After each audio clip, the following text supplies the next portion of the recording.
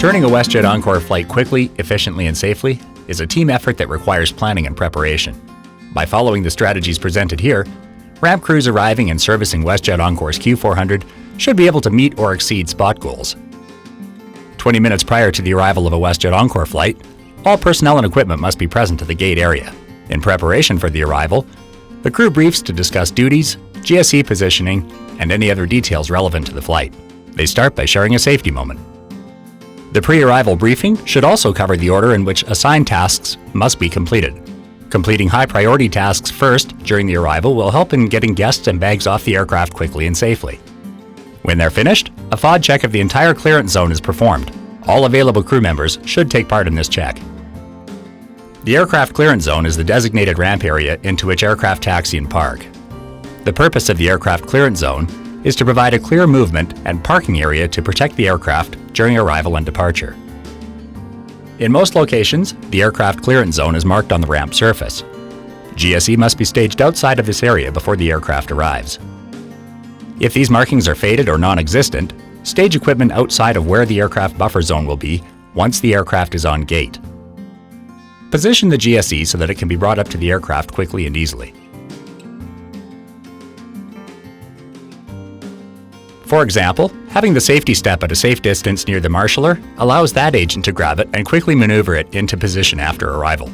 Positioning the belt loader and L2 stairs in line with where the aircraft's rear doors will stop means they can also be brought up without wasting any time. The one exception to the aircraft clearance zone is the portable ground power unit, or GPU, which should be positioned outside of the aircraft path of travel at least 10 feet away from the stop line. This will allow the GPU cable to be attached to the GPU receptacle quickly after the aircraft has arrived. The GPU will need to be positioned on the number 2 side of where the aircraft will be parked, just forward of where the nose will be positioned. The hitch of the GPU must face towards where the number 1 side of the aircraft will be. Ensure that the unit's park brake is set and that it's chalked. The GPU should be positioned in such a way that it can be towed in a straight line directly in front of the aircraft's nose before a power-out departure. Check that the extension cable is fully connected. An improperly connected extension presents the risk of serious electric shock. GPUs must be in position prior to the arrival of the aircraft for all Encore flights. Position the nose gear chocks in line with the correct stop line for the aircraft. This will assist the marshaller in ensuring that the aircraft is stopped and parked at the correct position. Just as the safety step is handy for the marshaller to grab quickly, pre-position cones so they can be easily positioned as soon as it's safe. Headlights of vehicles must be off or pointed away from the lead-in line to prevent them from impairing pilot vision during arrival. Clear routes of access to the aircraft must be left for fueling vehicles. Fueling of the Q400 takes place under the number 2 wing. The L1 door must remain open while the aircraft is being fueled. At night and during low visibility conditions, illuminated marshalling wands must be used. These must be checked before the arrival to ensure that they're functioning correctly. If available, preliminary onload baggage should be positioned on gate for turns. If the aircraft arrives early and the pre-arrival tasks have not been completed, the aircraft must be held with the stop signal until a FOD check is done, chocks are positioned in line with the appropriate stop line, and the aircraft clearance zone is free of any obstructions. Once the aircraft arrival is imminent, the arrival crew will take their positions. Anyone who is not participating directly in the arrival process must remain outside of the aircraft clearance zone and must not distract either the ramp or the flight crew. The marshaller takes up the 12 o'clock position in line with the lead-in line. Wing walkers, when required, position themselves where the wingtips will come to a stop on the required side of the aircraft path of travel. The marshaller and each wing walker must have a clear, unobstructed view of one another. You can pause the video here to answer any questions before moving on to the next section, aircraft arrival.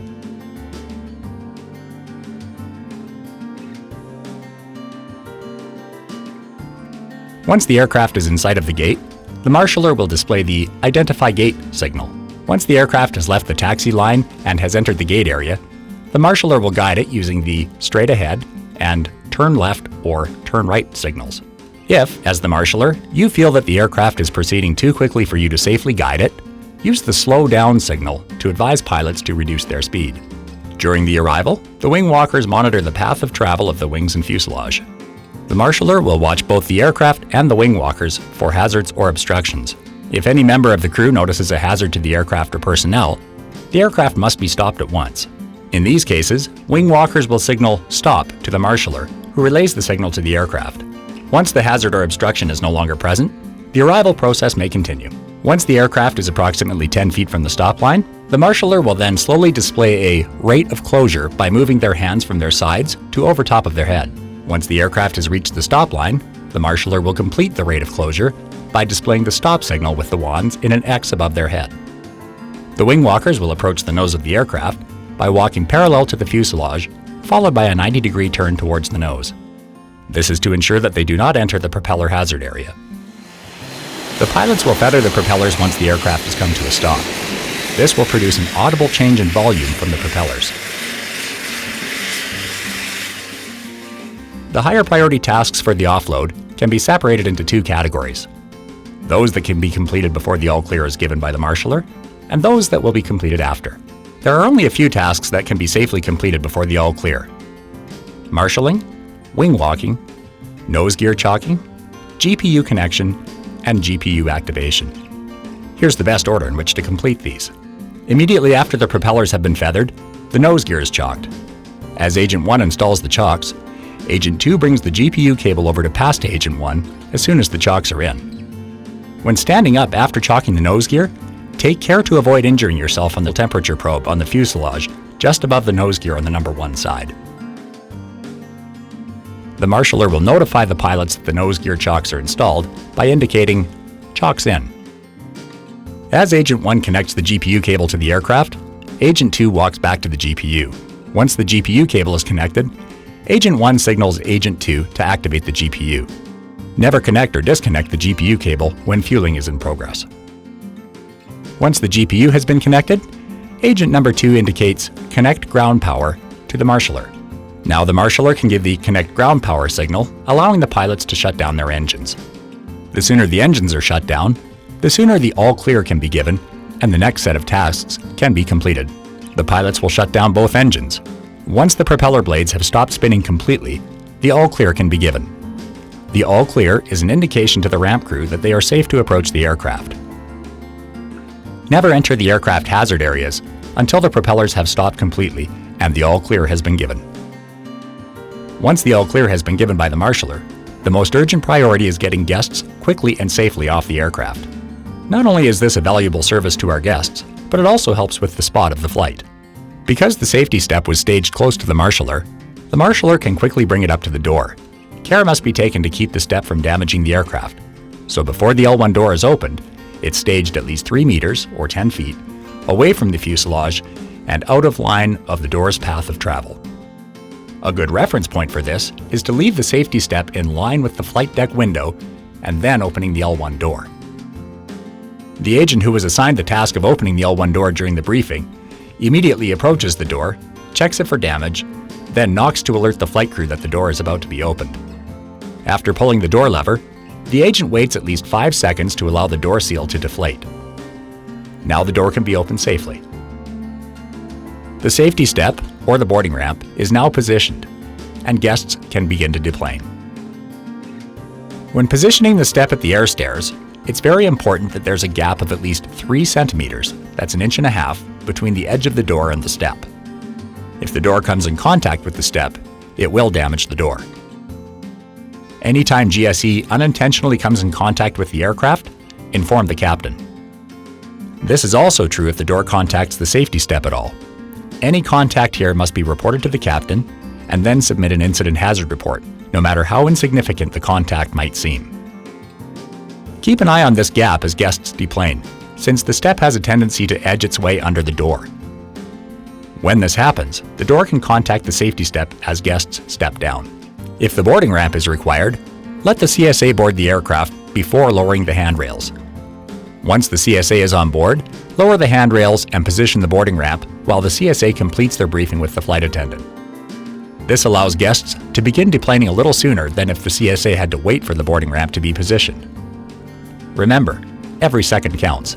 Always make sure that the handrails on the door have been lowered before bringing up the boarding ramp. As the L1 door is being opened and guests are deplaning, there are a number of other things happening. The number of tasks that can be done simultaneously will vary depending on the number of crew members available. Let's take a closer look at these.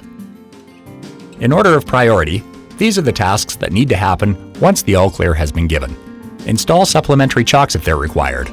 The next priority is to open the L1 door, position the safety step or ramp, begin deplaning guests as quickly as is safely possible. The person of accountability, or another agent designated by the POA, must complete a post-arrival walk-around to inspect for damage.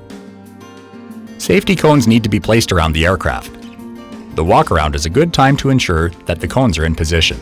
Aft, or L2 stairs, are only required when requested by a CSA or a flight attendant. If the CSA or a flight attendant requests for the aft stairs to be set up, then position them at the L2 door, knock, and then open the door.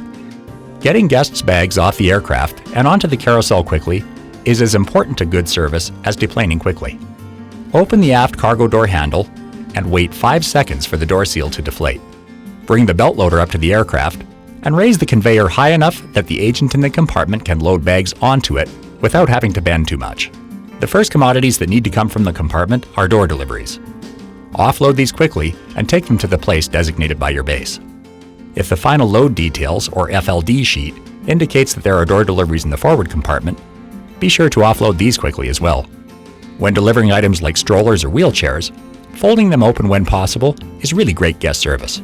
Once the door deliveries have been looked after, pull up baggage carts and begin offloading the aircraft. The agent in the compartment should be putting bags onto the belt in a way that the tags are easily visible to the agents on the ground. This helps them quickly and efficiently determine where each bag needs to go. To meet our guest service commitments, the last bag needs to be delivered to guests within 20 minutes of the first guest arriving at the carousel. Finally, the forward compartment needs to be checked for any remaining baggage. Bring the service steps up to the R1 door and open it. There is no need to knock or wait 5 seconds for this door. Be sure to check the forward compartment for bags even if your offload information indicates there are no bags there. Now that the guests and their bags have been safely offloaded, the aircraft can be prepared for departure. Remember, SPOT means safely performing on time. It's important to work quickly to turn the aircraft, but no task should ever sacrifice the safety of you, your coworkers, our guests, or equipment. Work safely and have fun.